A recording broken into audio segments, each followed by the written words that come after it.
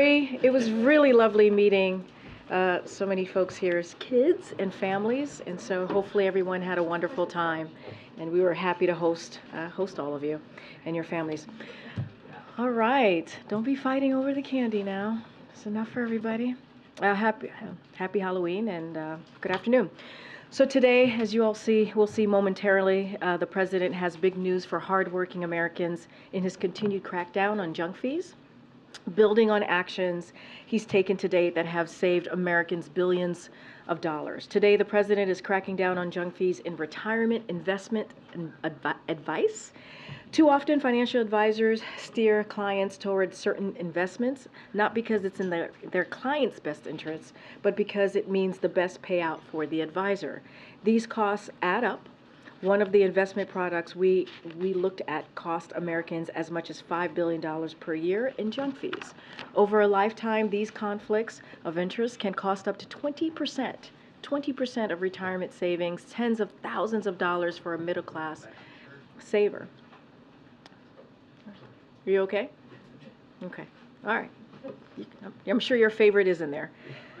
That's why President Biden is announcing new actions to protect retirement security by cracking down on these junk fees. This is another key step in our work to promote competition under Bidenomics to put money back in the pockets of hardworking families.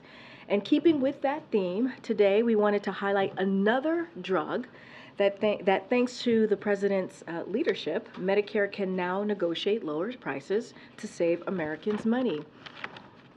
Enbrel, a drug that treats certain types of arthritis, is one of the first 10 drugs selected for Medicare price negotiation as part of President Biden's Inflation Reduction Act, which passed with zero Republican votes.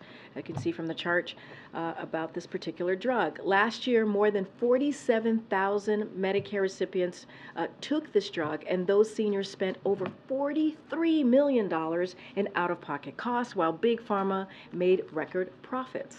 In fact, sellers of this arthritis drug executed more than $89 billion in stock buybacks and spent $213 million on lobbying since the drug hit the market. At the same time, seniors like Judy Aiken, a 69-year-old retired nurse, are getting squeezed.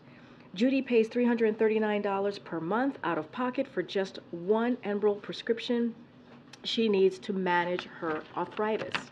So, while sellers make record profits, Judy is forced to watch what she spends every month. And that's wrong. The president believes that's wrong. And that's why he and congressional Republicans finally took on Big Pharma and won the ability to start negotiating these prices so seniors don't have to choose between health care and other basic needs. And thanks to the Inflation Reduction Act, millions of Americans will see lower prescription drug costs.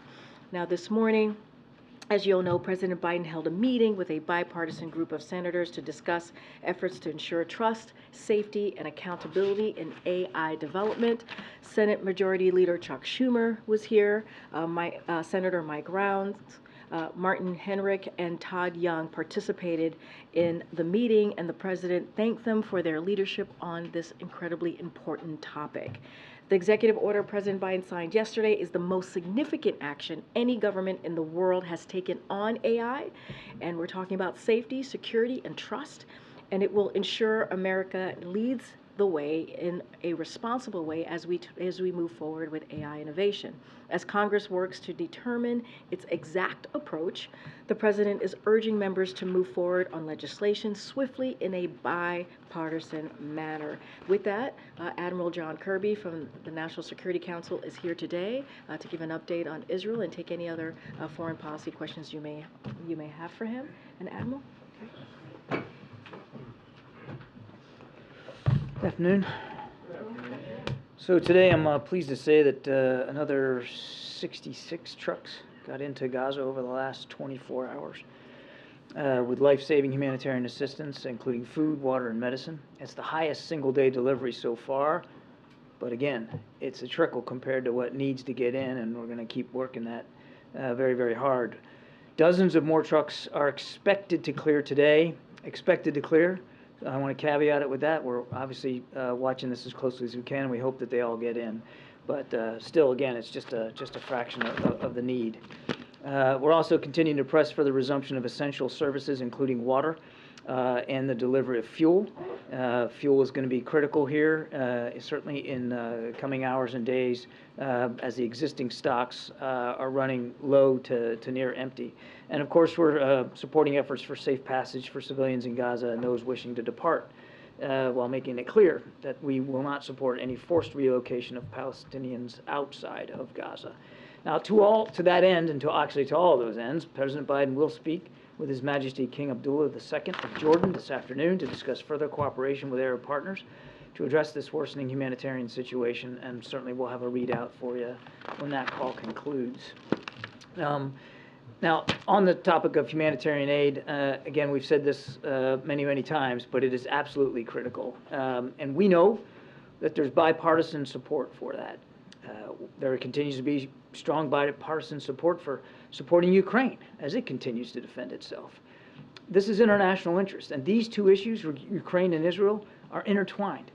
Putin and Hamas may be different threats, but as the president said in his primetime address a week or so ago, they both want to annihilate a neighboring democracy.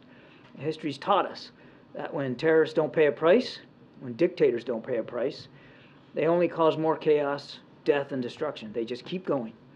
And the cost and the threats to the United States and to the world keep rising. To paraphrase Winston Churchill with a little bit of my Florida upbringing, it's like feeding the alligator, hoping that he's going to eat you last. Secretary Austin and Secretary Blinken testified this morning before the Senate about how critical it is to advance the national security supplemental request that the president has put forward. And quite frankly, as Karine noted in her statement last night, demanding offsets for core national security needs like supporting Israel and defending Ukraine is a break with the normal bipartisan process that could have devastating implications for our safety and for our national security interest overseas. There shouldn't be any political games played here with our national security or trying to turn support for Israel's self-defense into some sort of political football. So with that. Thank you. Admiral Kirby, would President Biden veto any funding bill that provides assistance to Israel but not to Ukraine? I don't have a specific reaction to speak to today. I think we've been very clear. You saw it in Karine's statement last night, how deeply concerning this House Republican bill is, and how it doesn't meet our national security needs. And as Commander-in-Chief, the President's never going to do anything that doesn't meet our key national security needs. Would the President support a bill that provides funding for Israel but also cuts more from the IRS? The President believes that the supplemental request we submitted, in every aspect, in every bucket of funding that we're asking for, is critical for our national security needs. And I would remind that these are urgent requests. That's what the supplemental is all about. These are key, urgent national security needs. And there was a time when, that the key foreign policy objectives of the United States and our national security was apolitical, and it needs to be in this case too. To lawmakers who say, I want to support to fund Israel, I don't want to support funding for Ukraine, you say what? We say, take a look at everything we've asked for in the supplemental request, look at what the President said in the Oval Office address, and see, even as Senator McConnell said himself just today, I think, that Ukraine and Israel are intertwined and both are serious. And that was from the Senate Minority Leader himself. We say, first of all, we know that there's bipartisan support, even in the leadership, that those who are against trying to fund Ukraine or trying to siphon off humanitarian assistance out of the Israel funding, they don't represent the majority of their caucus. And again, take a look at the whole request and see how important it is for all our national security needs. Thank you, Admiral. A massive blast has been reported at a refugee camp in Gaza, in one of the most densely populated areas, and IDF spokesperson said that they were targeting a Hamas commander. What can you tell us about this, and does that, in your view, mean they violated the laws of war? Can't say much. I mean, this all just happened just before I came on out here, and I just don't have a lot of information on that. Would it mean they violated the laws of war, given what we've seen? I'm not going to speculate on an incident that I really have no information on. That would be really, really imprudent for me to do. And why have Americans and foreign nationals still been unable to get out of Gaza, even though aid trucks have been going in? Beyond putting the blame on Hamas, what more can you say about what's going on here and what the progress is? How about if I just put the blame on Hamas? I mean, Secretary Blinken talked about this in his hearing this morning. I mean, they are putting obstacles up to allow us to get folks out. It's not Israel. It's not Egypt. It's not places like Jordan. Hamas has been making it difficult to do this. But the aid is still coming in. The gates are opening. I mean, what can be done to then make sure that I mean, just because a gate swings one way doesn't mean it's going to swing the other way. And well, obviously, we want it to. Right now, the aid is getting in. Not enough, but it is getting in. But right now, we just are not able to get people out. Believe me, when I say we're working on this literally by the hour. Ambassador Satterfield is working on this very, very hard. But we just got to keep at it. Yeah. So it's being reported that Yemen declared war on Israel. How concerning is that for? I haven't seen that report that they declared war. Look, we've said from the very beginning that we don't want to see a widening and deepening of this conflict by anybody, any actor, any state. And we've also said that we've got key national security interests at stake here in the region, and we mean to protect and defend them. So our message to anybody, and again, I can't confirm this report because I haven't seen it, but our message to anybody who seeks to escalate and deepen this conflict is, be mindful of how seriously we take our national security interests. Also, 220 Palestinians have been killed in the West Bank since the beginning of the war, 197 since the beginning of this year. Also, how concerning is it for you that Netanyahu is opening a new war front in the West Bank, considering this killing? The President spoke to this himself out there in the Rose Garden with the Australian Prime Minister, specifically talking about how dangerous it is that extremists in the West Bank are killing innocent Palestinians, and it's got to stop. It's deeply concerning. Each and every one of them is a tragedy, too. It's expected the Senate will move forward to confirm Jack Lew for the position of ambassador to Israel. How do you see his role having any impact on some of these negotiations? And can you talk about, is there a way to, I know why there is concern with Israel about fuel, but in terms of power or other of those services, you talked about wanting to see restoration. Is there some other package that could be moved forward that you think could provide some relief to civilians but not undermine Israel's military goals? I'm not sure what you mean by package, but let me try it this way, and if I don't get you, you tell me if I'm wrong here. But obviously we look forward to Jack Lew's eventual confirmation here as ambassador to Israel. It seems like it's moving right along. I don't want to get ahead of the process, but that's a terrific thing. He's more than qualified to be our ambassador to Israel, and we're very excited to get him over there so that he can get on the ground and start leading our efforts to support Israel and their fight against Hamas, but also to help us integrate and continue to lead the effort to get humanitarian assistance to people of Gaza. And our expectation is that Mr. Lew will be taking the lead on those issues once he gets on the ground. On your question about a package, Power or fuel, when I said package, I meant like, is there some complement of those different types of utilities or resources that would be beneficial but are not undermining the Israeli military capability? Is there some way to try to have less of what you're asking for that could be a benefit? We would argue and have argued that all of those essential services, as I mentioned in my opening statement, are critical. They're all important, and they're all urgent right now, particularly fuel. And fuel's related to the water problem because they use it for the pumps at the desalination plants. So we would argue they're all critical, and we are literally working this in real time. Now, some food got in on these trucks today, bottled water, and that's, I'm sorry, sir, I said water. Some water got in on the trucks today, sorry. No fuel has gotten in. And the existing stocks are dang near down to zero, and that's perilous here for the hospitals, for the water pumps, and so we're working hard with Israel to make sure we can find some accommodations to get fuel in. I've heard this argument, and it's particularly by some of the Republicans in the House that or even in the Senate, but by putting fuel in there, we're helping Hamas. I want to be very clear on this. We have seen no indication, none, that Hamas has gotten their hands on any of the humanitarian assistance that has gone in. None of it. It goes from these UN trucks to humanitarian organizations and the UN for delivery to the people of Gaza. That's what we've seen with every single one of them. And with the fuel that was existing in tanks that they could tap simply went to existing legitimate humanitarian needs. And we will, and we have, tried to make assurances to the Israelis that we will continue to monitor fuel should it go in with the same diligence that we have and our UN partners have been monitoring the food and the water and the medicine. Way in the back, go ahead. Thank you. Netanyahu has said that the fuel is being withheld by Hamas. Have you had any kind of confirmation from him or pushback from him on trying to get fuel into the Gaza Strip? The Israelis have expressed concerns about fuel getting into Gaza, and we understand where the concerns are coming from, because Hamas wants this fuel as well, to keep their tunnels lit and to support their own needs, for their own vehicle and power needs. I mean, it's a legitimate concern, no question about that.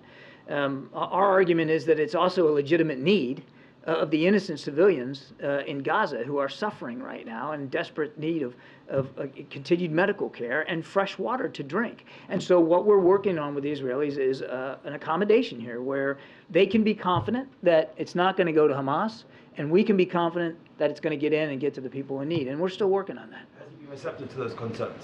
I won't talk about our diplomatic conversations in any great detail. I'll just tell you that we understand their concerns. They're not illegitimate, and we are working very hard to address those. Go ahead, SB, in the back. Yeah, thanks. Admiral, I believe the President has, a lot of people have said that the information coming from the Gaza Health Ministry is not reliable because it's controlled by Hamas. We can see on social media just terrible things happening, presumably to civilians, children in Gaza. So does the United States have its own estimate of what's happening and how many people in Gaza, and where should the rest of us get accurate information on that count? We are doing the best we can to try to get an assessment of the scope of the casualties. And you can imagine we're pulling from multiple different sources. We certainly are not taking the Ministry of Health's numbers at face value.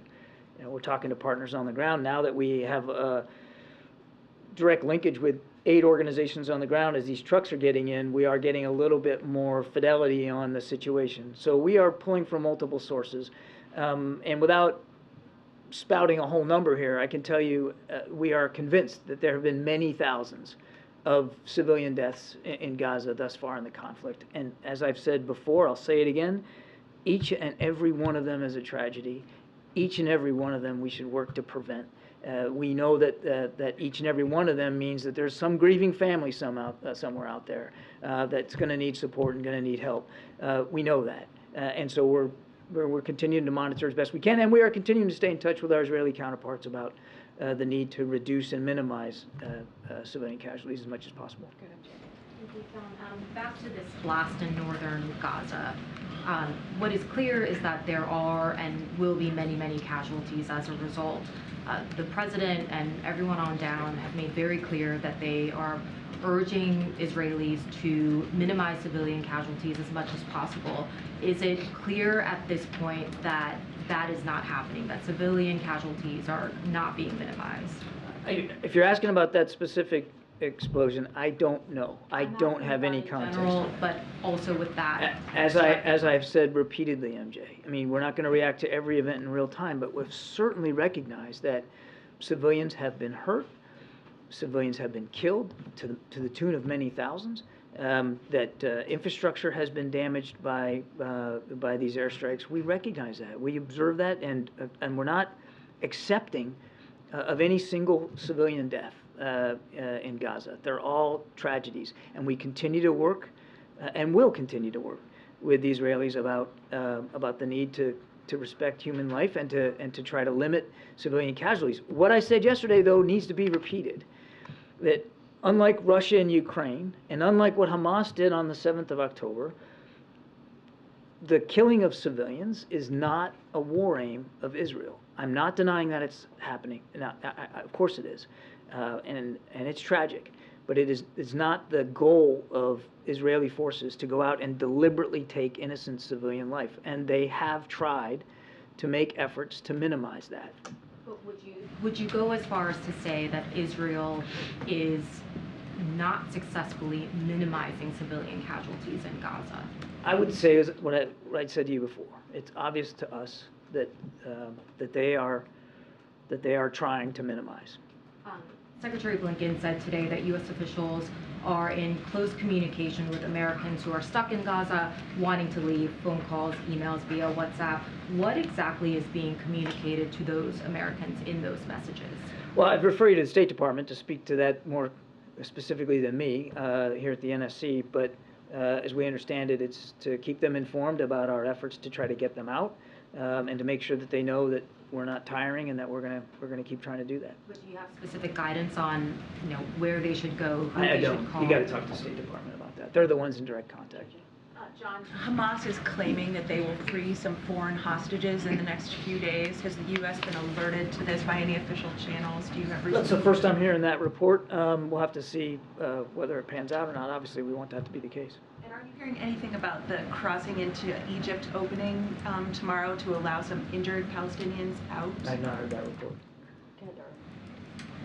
Given the airstrikes on the refugee camps near Gaza City, would now be the time for a humanitarian pause? I know you've said the U.S. position is no ceasefire, you don't support a ceasefire, but would now be the time for a humanitarian pause? Well, without getting into this specific moment that we're in right now or litigating this from the White House podium, we do believe that humanitarian pauses could be of value, but they have to be, there has to be credible support on both sides here for where to do it, when to do it, for how long to do it, and for what purpose. And we're continuing to work with partners in the region, including those who have a direct line of communication with Hamas to see if that's possible. The goal would be to get aid in, to maybe get people out that want to evacuate. It also would be valuable, a humanitarian pause every now and then would be valuable for us if in fact there's a serious effort to get hostages out, because you'd need some kind of pause of the fighting to be able to do that safely. And can you talk a little bit more about the humanitarian aid and the flow and what is keeping more and more larger numbers of trucks from going in? Is it Israel and Egypt not agreeing to allow that to happen? And is it the No, there's US been not being able to persuade myriad. them to do it? There's been a myriad of factors here. I mean, part of it is, there's got to be an inspection regime for each truck so that everybody can have confidence in what is in those trucks. So that they have to be opened up, they have to be inspected, and that obviously slows things down. I mean, it's not like October 6th.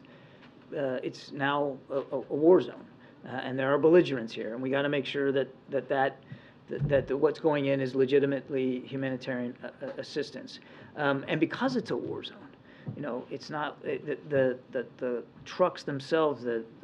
Their travel in country is potentially dangerous, and there have been strikes on roads and infrastructure that may alter the way they get to their destination, and then making sure that there's enough people on the other end to receive that material and get it to people who are desperately in need. It's just like in a natural disaster, and I'm not trying to undermine it or minimize this, but in times of a natural disaster, the delivery of essentials just gets harder, and it's harder. So there's a lot of factors in here, but we're working through all that. And again, while we admit that it's a trickle and not good enough, it still seems to be on the upward trajectory day by day, and that's a good thing. And we do hope that within coming days, we can get up to 100 trucks a day.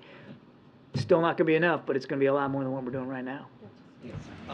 Mr. Kirby, thousands of Palestinian civilians have fallen so far, including 160 of my own relatives.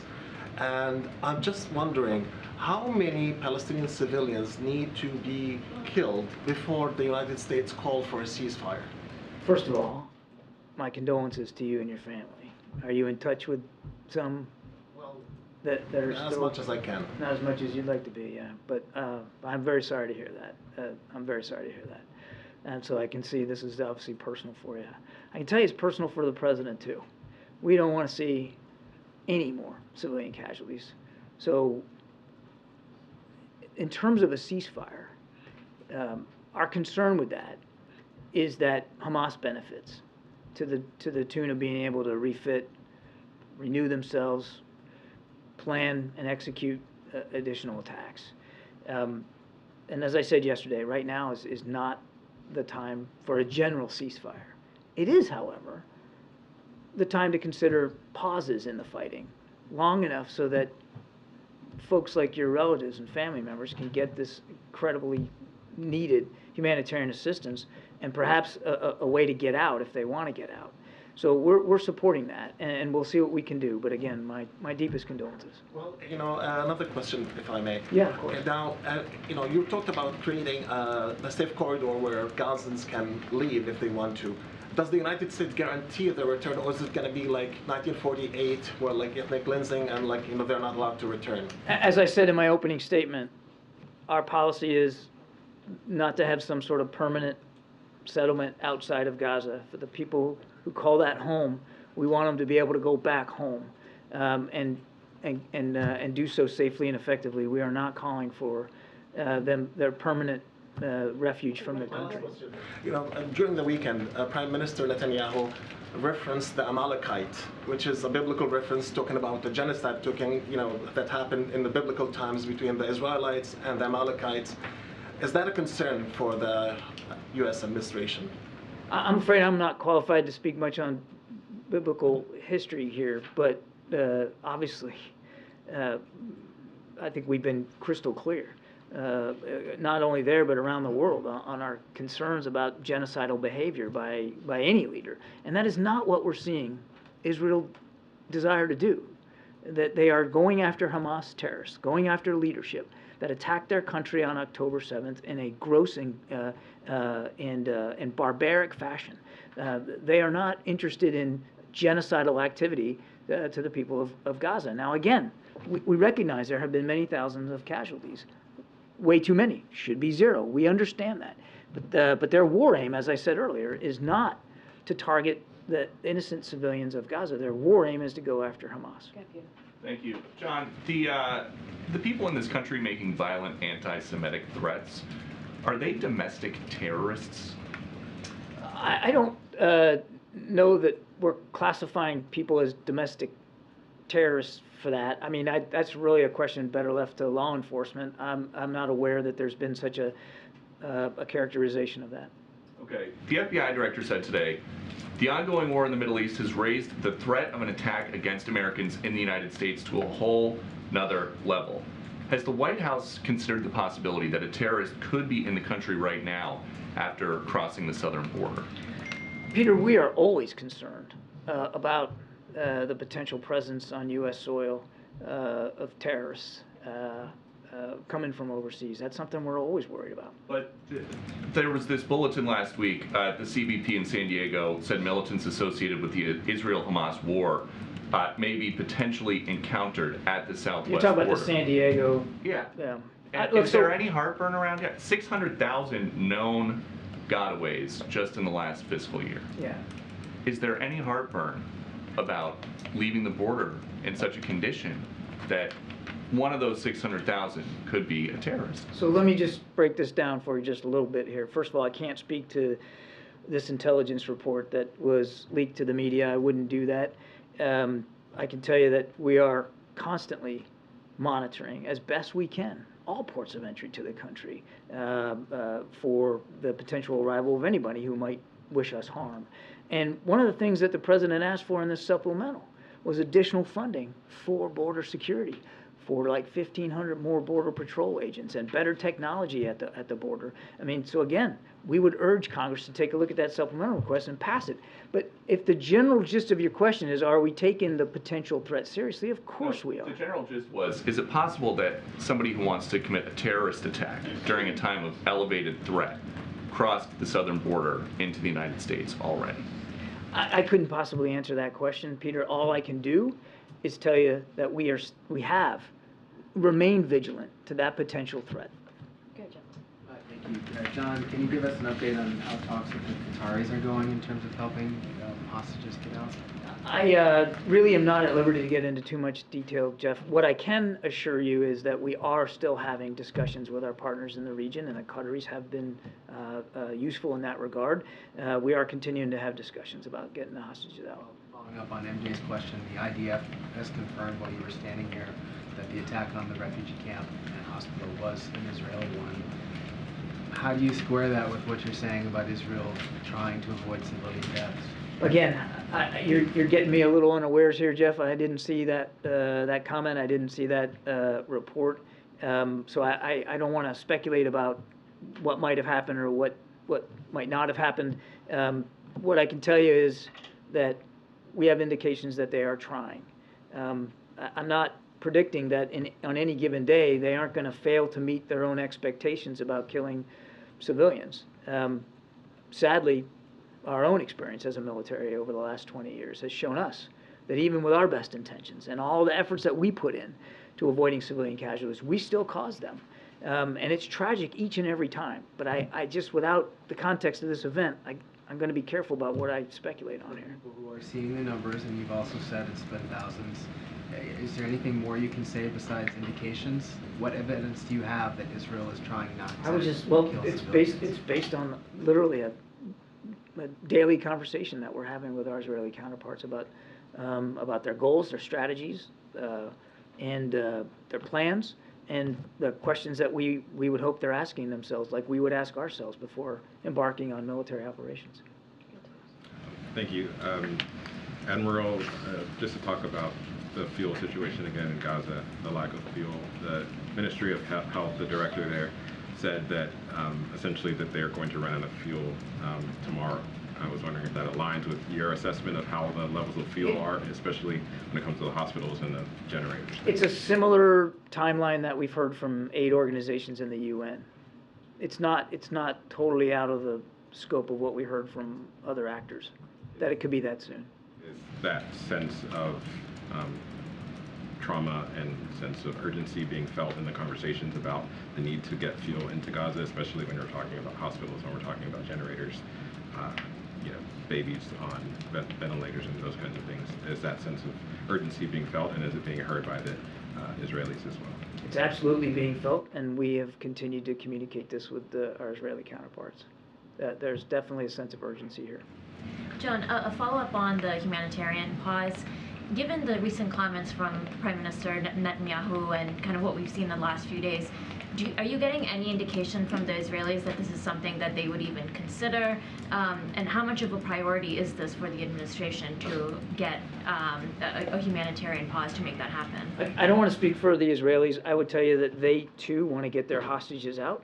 They too want to get those folks back home to their families, and they recognize that in order to do that safely, you're going to have some passage, some pause in the fighting to be able to do that so that they can get home safely. So in a general sense, they see the value in some kind of a localized temporary pause to get their folks back home. Thank you. Admiral Hassan Nasrallah, Secretary General of Hezbollah, is expected to make a speech on Friday about the group's fight with Israel and Israel's bombardment of Gaza. His words could shape the fate of the country and the region. What the U.S. is doing, monitoring the situation for sure, what's going to do if Hassan Nasrallah decided to declare war on Israel? Well, I'm not going to get into speculating about a hypothetical like that. Let me just give me a second here. Sure. We're watching this very, very closely. And one of the reasons why the president sent an extra carrier strike group into the region and parked one in the Eastern Med is to make sure we send a strong message to any actor, including Hezbollah, who may want to widen the conflict. They ought not to do it. We take seriously, as I said earlier, our national security interests in the region. Now, Nasrallah can say what he wants to say, and we'll certainly be paying close attention to it. But our message is the same to him, to them, to any other actor in the region. Thank you so much. On the domestic front, we're hearing from Muslim Americans and some Democratic Party activists that they're going to mobilize millions of Muslim voters to withhold votes and funding from President Biden's campaign until he works on a ceasefire for Gaza. Is the White House concerned about that? And then going to your weird crocodile metaphor about... It was an alligator. And I didn't think it... And it wasn't... It was Churchill, not me. Sorry. Going to your alligator metaphor about aid to Israel being isolated in that package, is it the White House's view that the U.S. can afford to fund Israel, Ukraine, Taiwan, and the U.S. border in one package? And then I have a diplomatic question. Okay, well, your first one I'm not going to answer because I'm not going to get into electoral politics one way or the other. On your second question, the answer is yes. What's your third one? Okay, just comparing the readouts of President Biden and Jake Sullivan's meetings with Saudi officials, we're now seeing a mention of Iran. Or rather, we're now seeing mention of the White House saying that they're asking the Saudis to work with Iran. Is that something that the White House is asking Tehran to do to pressure? Let me start over. Is that something that the White House is doing, asking Riyadh to lean on Tehran to show restraint? And how receptive are the Saudis? Yeah, I don't want to talk about our diplomatic conversations with the Saudis. We have been, I think, crystal clear about the concerns over Iran and their destabilizing activities and their support for these groups throughout the region. I think I'll leave it there. Yeah, last question. Go ahead. On the visit by the Saudi defense minister, can you talk about where things stand with the normalization negotiations as they were happening before October 7th and kind of where they stand now? I think, again, without getting into the specifics of diplomacy, I think we came away from those discussions confident that there'll be a path to get back towards to normalization, and that there's still interest on the Saudi side in pursuing that. Obviously, what's going on between Israel and Hamas makes it harder to make practical progress on it right now. I would also remind that even before October 7th, we were still months away from some sort of agreed-to framework. We're still committed to it. It's clear to us that the Saudis are still committed to it, but obviously we're all focused, including our Saudi friends, on what's going on there in Gaza. John, wait a minute. Before you leave, if Hamas terrorists attack the U.S., would U.S. put boots on the ground in the Middle East? I won't speculate about that, Brian. We'll obviously do what we have to do to protect our troops and our facilities. All right. Thank you. Thanks, Admiral. Thank you. All right, just have a few more minutes left. Anybody? Well, Darlene, you want to kick us off? Thank you. Given the House Republican decision to just move forward with funding only for Israel, is it the position of the White House that Speaker Johnson is bound by the deal that former Speaker McCarthy struck with the White House earlier this year, the budget deal? The budget deal that 2/3 of the House Republicans voted on and is now law? Yes. Yeah, well, it's law. So, yes, as it relates to the budget deal that occurred early summer, that was voted on by the House and the Senate and is now law. So, yes.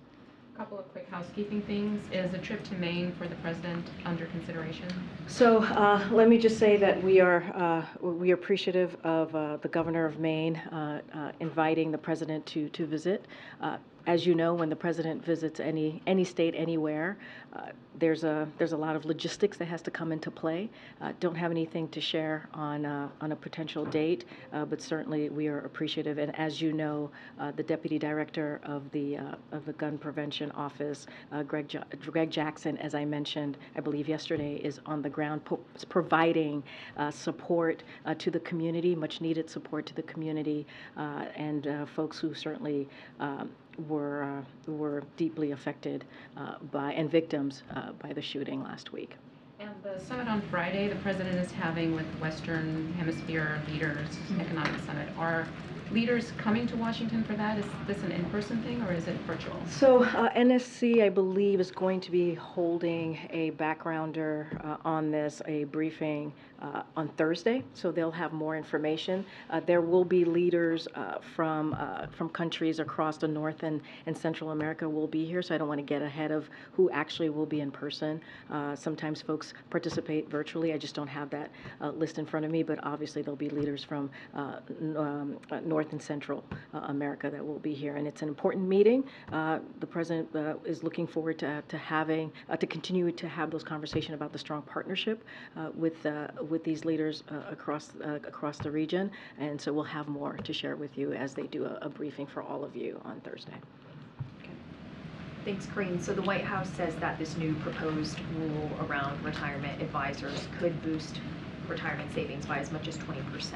But for Americans who want to retire pretty soon, say in the next 5 years, how would that concretely benefit them in financial terms? So just a couple of things. And you're going to hear from the president very shortly, so don't want to get too much ahead of him. But we believe this is really a real money that's going to go back to hardworking families. You're going to hear again directly from the president. So the new rule, just 3 points that I want to make here: advice to roll over assets from a 401k into individual retirement account (IRA) or annuity must be in the saver's best interest. Retirement advisors must provide advice in client's best interest, as I mentioned at the top, regardless of whether they are recommending a security or an insurance product, which is also very important. Advice to plan sponsors, including small employers, about which investment to put on a 401k lineup must be in the customer's best interest. So we believe this is really real money that's going to come back to hardworking families. We'll have certainly more to share. Again, when it comes to this type of, when we talk about junk fees, when we're talking about rules like this that really bring to bear what it's costing, billions of dollars that it's costing Americans. We've heard from the president. He wants to continue to make sure that we take away that burden that Americans feel and American families feel, and give them a little bit more breathing room, making sure that the economy works for them. And this is something that the president has been steadfast on, and so he's going to continue to. He's very proud to announce this new rule, to really obviously, this is about retirement, and we're going to continue to do that. But in plain terms, how is that enforced? How do you guarantee that a retirement advisor has the client's best interest in mind, is adhering to high standards? So look, we believe that the Department of Labor has this authority, right? So there is going to be enforcement that's going to be done via the Department of Labor. That is an authority that they have. We're very comfortable in that. And again, don't want to get too much ahead of the president. I laid out some 3 important factors in what he's going to announce as it relates to the junk fees and retirement. So I'm going to let him speak to this in more details. And if you have any additional question, I'm sure the team here would be happy to answer that. But don't want to get ahead of the president. Go ahead. There are many states in the country with large rural areas. Why Minnesota? Why Minnesota? I wonder what you're getting at in this question. You want to jump ahead? You can. So look, Minnesota is an important state that the president wanted to go and visit. Obviously, going to rural America. The president is the president for everyone, right? Not just urban America or rural America, red states, blue states, middle of America, along the coast, the states that he's visited. So this is an important look. This is going to be incredibly important. The president's going to hear directly from the American people, talk about what he's been doing, investing in America, talking about the historic pieces of legislation that he's been able to do that's going to create good union-paying jobs. It's actually going to make a difference in this community that he's visiting. I'm not going to get ahead. He'll lay out why he's there and why it's important for him to be in that particular community tomorrow. But look, the president loves Minnesota. Does this have anything to do with the announced primary challenge of Congressman Dean Phillips of the great state of Minnesota? So I'm going to be very careful with the Hatch Act and not speak to any upcoming election, in this case the presidential election in 2024. I said this last week and I'll say this again. We are very proud of, or very thrilled and thankful to the congressman for voting with the president almost 100% of the time the last 2 years. And I'll leave it there. Okay, Jeff. Karine, I wanted to follow up on Anita's question about support among Arab and Muslim Americans. Polls are showing today that it's dropping significantly for the president. Is that a concern, and how will you address that?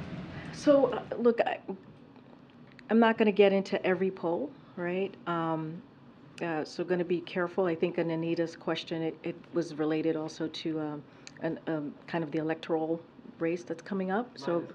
I know. You said you said that you were connecting your question to her, so I'm just making sure that I put that out there. I heard the question that you asked me.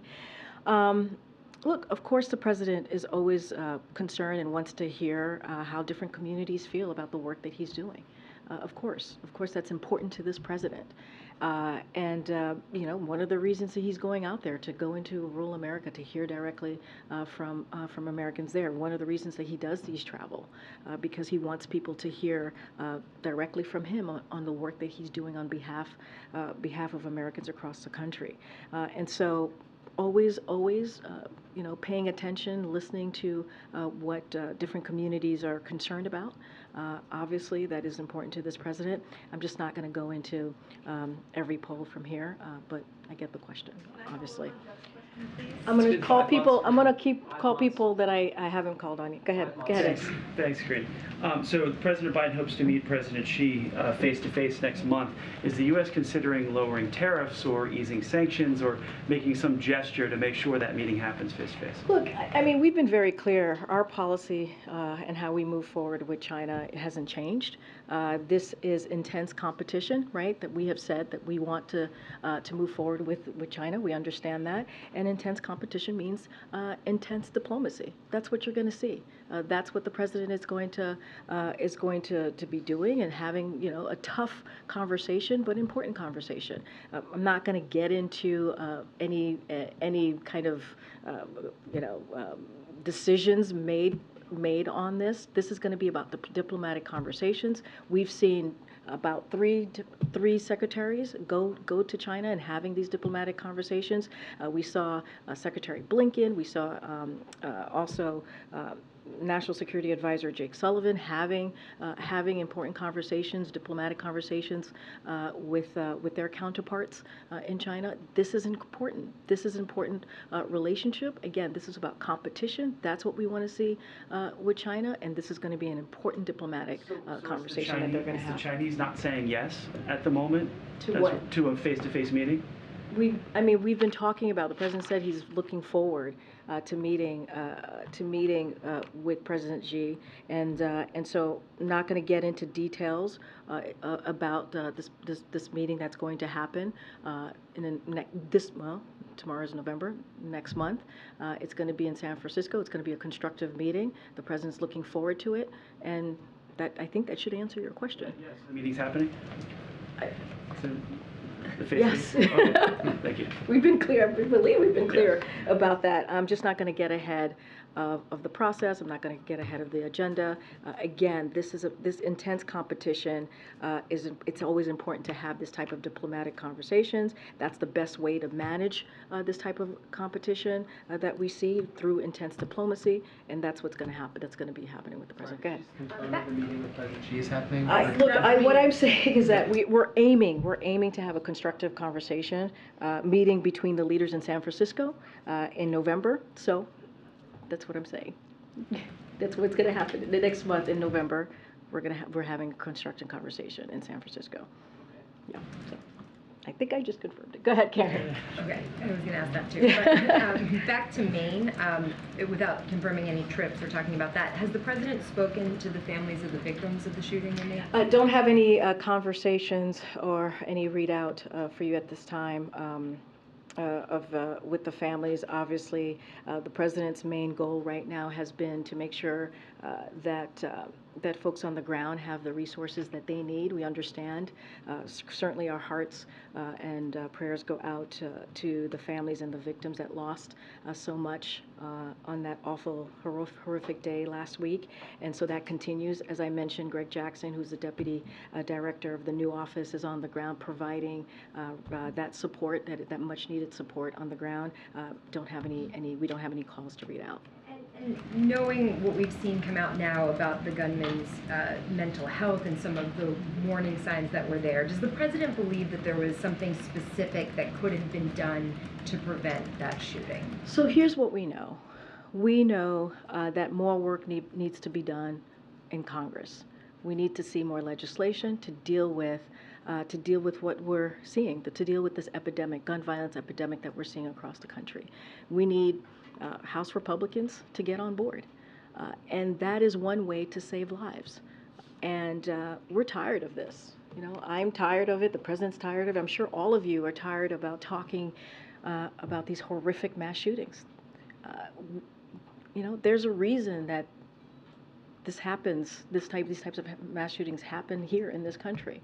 right? And so we have to see legislation moving forward to deal with this epidemic. The president has put forward, as you hear us say all the time, more than 24 executive orders to deal with this gun epidemic, more than 24. And he put together an office to deal with this gun violence, a historic office, something that we've never seen before from an administration, because he knows that more needed to be done. And he wanted to make sure that these executive orders are moving forward, and also this bipartisan law that was passed to deal with gun violence last year. We wanted to see that expedited, and we wanted to see those processes moving a lot faster. And so that's one of the reasons he put forward the office. But look, we know what works. We know there is common sense legislation that could be put forward right now that can get passed, put it on the floor, put it together, right? Get passed so that we can save lives. We should not have gun violence, guns being the #1 killer of our kids. That should not be. And then the question is, to House Republicans, to Republicans in Congress, why is that happening? Why is that happening, these mass shootings happening here in this country? Because they could change that. They can. All right. Okay. Karine, you talked, well, actually, I wanted to ask, you've served in this role for quite a while now. I don't know what the average tenure is for a press secretary, but what's your anticipation moving forward? How much longer would you like this job? I'm not going to talk about my bed. We're going to move forward. Go ahead. After today. After today. Go ahead. Back to the Minnesota trip. Rural voters are increasingly voting Republican. To what extent is this trip part of an effort to reach out to conservative communities? Will the president or any of the cabinet secretaries be going to any red districts on this So, trip look, going forward? the president says this all the time. He's the president for everyone. Again, I just said this at the top earlier when I was answering this question to one of your colleagues. It doesn't matter if it's a red state, blue state.